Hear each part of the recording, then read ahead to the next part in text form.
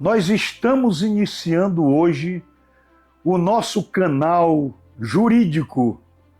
Eu me chamo Benedito Coroba, sou advogado, tive uma vida inteira no júri, comecei aos 21 anos, hoje tenho 67 anos, e tive uma militância muito grande na área jurídica, fui promotor de justiça, sou promotor de justiça aposentado, exerci também por longos anos a advocacia e estou agora, decidi constituir este canal, né, fazer este canal para levar um pouco da minha experiência para muitos que estão começando e dizer da importância do direito. Né? Um certo dia, dando uma palestra num curso de direito, um aluno me perguntou, uma das pessoas que estavam assistindo a palestra. Eu na época era promotor de justiça, ele pergunta assim: promotor Coroba, o que o senhor acha do livro A Arte de Ter Razão, de Arthur Schopenhauer? É importante para quem milita no Tribunal do Júri? E aqui eu quero falar um pouco da Arte de Ter Razão, de Schopenhauer, que também tem outros títulos.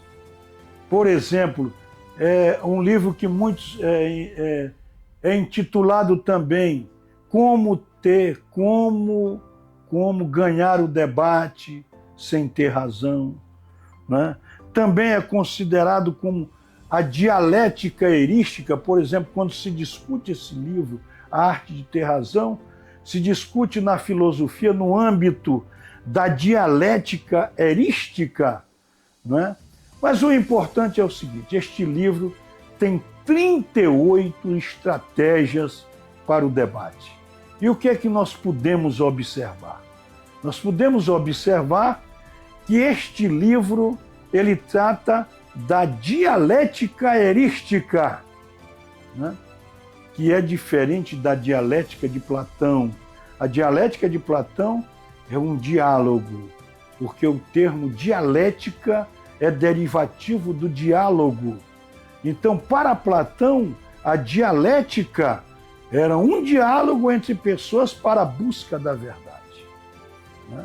Também, quando se fala da dialética de Hegel, tem uma perspectiva da história, mas a dialética erística é uma dialética que não visa em nenhum momento se buscar a verdade. Aqui é uma disputa para saber quem vai vencer. Então, a dialética aqui, com Arthur Schopenhauer, é dialética de uma disputa entre duas pessoas que discutem, né? E a dialética é para saber quem que ganha. E por que dialética erística? Porque ela se baseia na deusa, lá da mitologia grega, Erístia, que é a deusa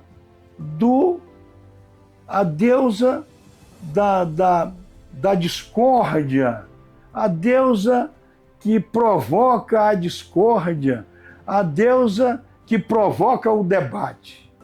Então a dialética erística, ela começa aí. E tem 38 estratagemas.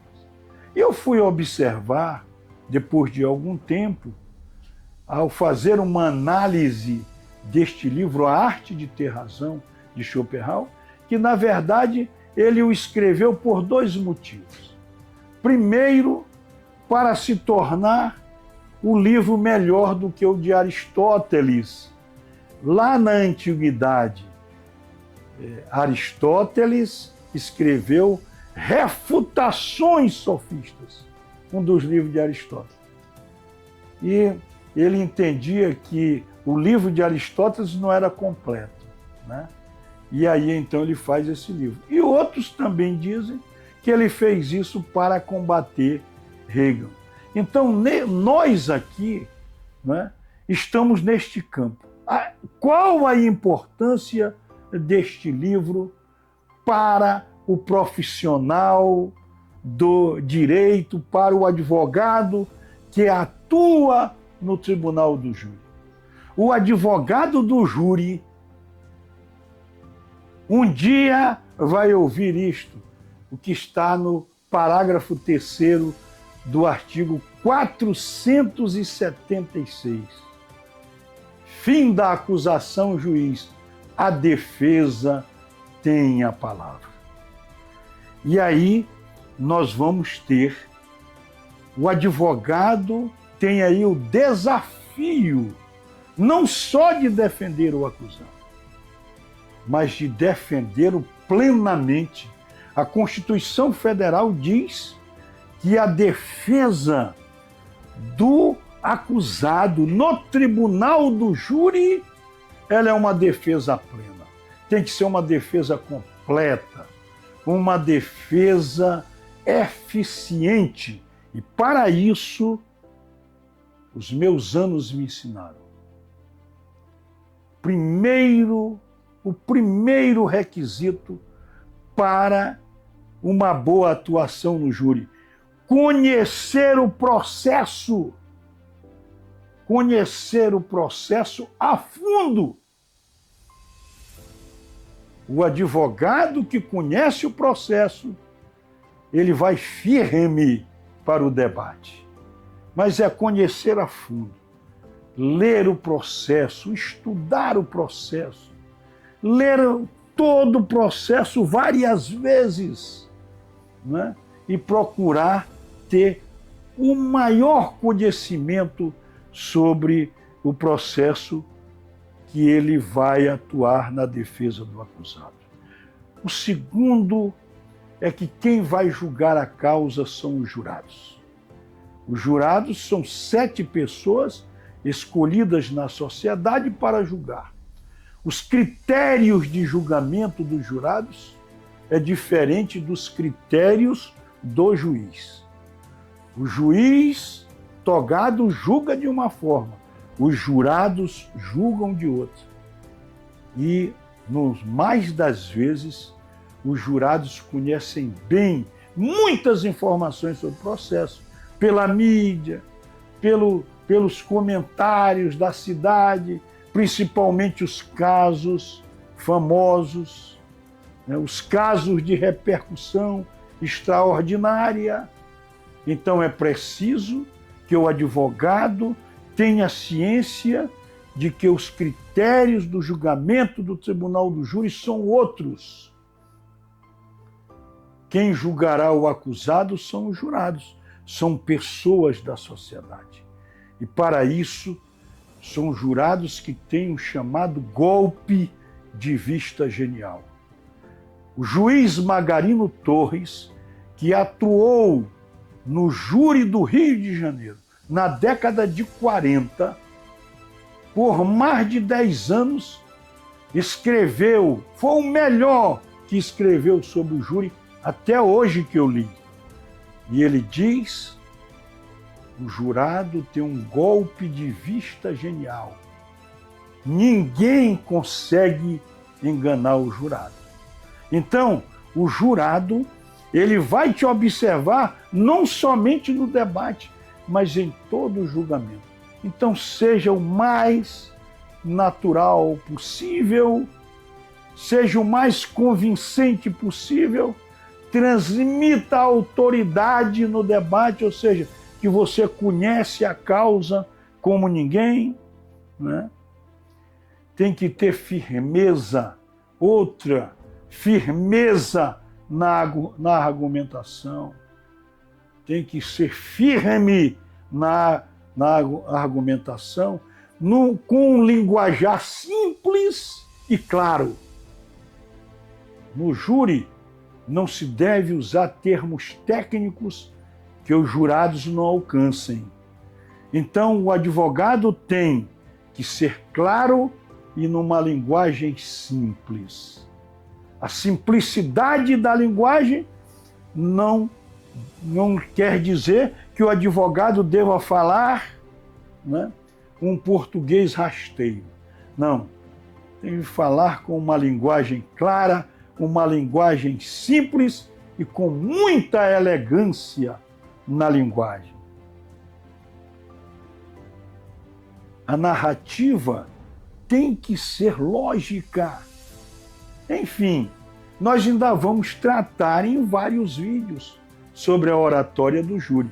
Esse é o nosso primeiro vídeo e eu te convido, se inscreva no canal, participe deste debate. Mas eu quero aqui levantar 4 pontos lá do livro, né, do Arthur Schopenhauer, que a arte de ter razão. São 4 argumentos que geralmente são usados no júri. Primeiro argumento, ad misericórdia. O que é o julgamento do ad misericórdia? É de você colocar o acusado como aquele que está sendo injustamente acusado, com aquele que não tem forças para se defender e você está ali em socorro dele. Talvez seja necessária a utilização do argumento ad misericórdia. Um outro argumento, o argumento ad hominem, que é aquele que você tenta desqualificar o adversário. Eu não sou favorável ao argumento ad hominem. Muitas vezes é desnecessário. Às vezes o argumento convincente, o argumento bem elaborado, às vezes resolve o problema. Outro, o argumento baculum, o ad baculum. O ad baculum é aquele que você ameaça. Olha, o jurado que condena pode ser amanhã condenado para o inferno. A polícia não presta. E não houve... É uma forma de desqualificar as pessoas e a instituição. Eu também acho que este argumento não é um argumento, né, muito bem aceito pelos jurados. Mas tem um argumento importante, que é o argumento ad verecundia. O argumento ad verecundia é o argumento de autoridade. Uma decisão do Supremo Tribunal Federal, um caso que os jurados já julgaram um caso idêntico, e é preciso ter um cuidado aqui.